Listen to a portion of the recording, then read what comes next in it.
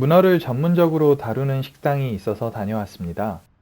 보통 문어를 먹을 수 있는 곳들은 아재들 많이 갈 만한 한식집들이 대부분인데요. 이 가게는 음식 구성이나 분위기가 상당히 힙한 가게입니다. 오늘의 밤무대는 신논현에 위치한 옥토스입니다. 인테리어 참 느낌 있죠? 가게에 젊은 친구들이 참 많이 오더라고요. 미리 예약하고 방문한 거라 정갈한 찬들이 세팅되어 있습니다. 사장님이 와인 애호가라 그러신지 이 집도 반찬들 간이 강하지 않더라고요. 저희는 인원이 좀 돼서 전보 세트를 주문해서 먹었습니다. 탕, 숙회, 튀김 이렇게 세 가지가 나오는데 문어 한 마리를 통째로 준비해 주시더라고요. 문어 사이즈 어마어마하죠? 보는 것만으로도 너무 행복해졌습니다. 준비된 탕에 문어를 데쳐내서 국물 맛도 내고 잘라서 숙회도 준비해 주시더라고요.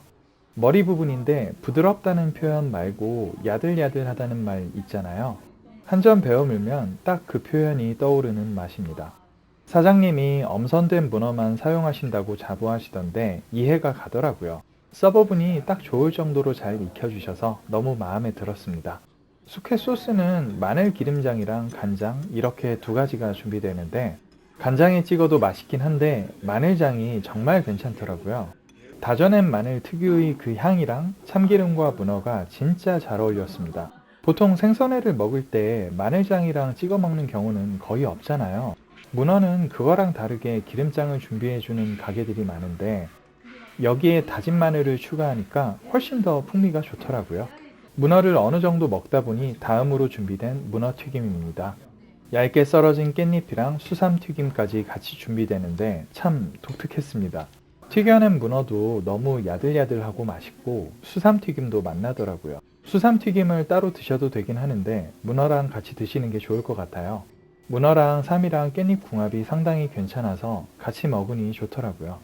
어린 애기들 데리고 가시게 되면 애기들이 보통 수삼향을 별로 안 좋아하니까 수삼을 먹게 하시려면 같이 먹도록 하시면 좋을 것 같습니다. 국물이 땡겨서 탕을 접시에 담아서 좀 먹어봅니다. 여러 야채가 들어가는데 배추 비중이 상당히 높더라고요. 청양고추도 꽤 들어가고 후추도 꽤 들어가서 칼칼하고 시원한 탕이었어요. 숙회랑 튀김은 다들 너무 만족했는데 탕은 약간 호불호가 갈리겠더라고요. 일행 중에 매운 걸 잘 못 드시는 분이 계셨는데 다 만족하셨는데 탕은 남기셨어요. 그분 빼고는 모두 잘 드시긴 했는데 후추간이 강한 편이라는 건 다 공감하더라고요. 매운 걸 잘 못 드시면 후추간을 좀 약하게 해달라고 하시는 것도 방법일 것 같습니다. 탄수화물 보충 좀 하자 싶어서 먹물죽이랑 먹물라면을 주문했습니다. 라면이랑 죽을 주문하니까 깍두기를 같이 준비해 주시더라고요. 라면 2개를 주문했는데 문어 먹물에 팔팔 끓여냅니다. 저희가 먹던 탕을 가져다가 그 국물로 라면이랑 죽을 같이 준비해 주세요. 그 매운 거 못 드시는 분은 라면 먹을 때도 좀 매워 하시긴 하더라고요. 라면은 먹물 색깔 때문인지 짜파게티 느낌이 좀 있었어요. 일반적인 짜파게티만 느낌을 좀 순화하고 칼칼함을 추가한 느낌? 먹물 국물도 괜찮고 먹는데 속이 풀리는 느낌이 좋았습니다. 먹물죽은 준비하는데 시간이 더 걸려서 조금 뒤에 나왔는데요. 쌀이 들어가서 그런지 이건 매운맛이 좀 덜하더라고요. 숙회나 튀김은 아무래도 기름지고 풍부한 느낌의 맛은 안 나잖아요. 먹물죽은 그 식감 때문에 기름을 많이 쓴 것도 아닌데 리치한 느낌이 있더라고요. 마무리로 정말 괜찮은 메뉴였습니다. 그럼 이날의 와인에 대한 총평을 해볼까요? 첫 스타트는 옐로우 글렌 피노 샤도네이라는 호주 스파클링 와인입니다. 산미가 좀 있는 편이고 단맛은 그리 강하지는 않은 편입니다. 우리나라에 풀린 저가의 스파클링 와인들은 보통 스페인 까바가 많은데 호주산 스파클링은 종류가 그리 많지 않은 편이거든요. 샴페인과 비교할 정도는 아니지만 가격 생각하면 괜찮은 와인 같은데 거의 코스트코에서만 판매해서 다른 곳에서는 구할 수 없는 것 같더라고요. 오늘의 메인 샴페인인 로랑페리의 울트라 브리입니다. 저는 로랑페리에의 엔트리 라인 샴페인을 좋아하는데 기본 엔트리보다는 한 단계 위의 등급 정도 되는 것 같더라고요. 저는 오픈했을 때 빵 굽는 향이 좀 강한 샴페인들을 더 좋아하는데 이 울트라 브리는 로랑페리에의 엔트리 라인보다 그 향이 좀 덜하더라고요. 빵 굽는 향의 정도 같은 것도 무조건 많이 난다고 해서 좋은 것도 아니지만 개인적으로는 그런 향을 더 선호해서 조금 아쉽긴 했습니다.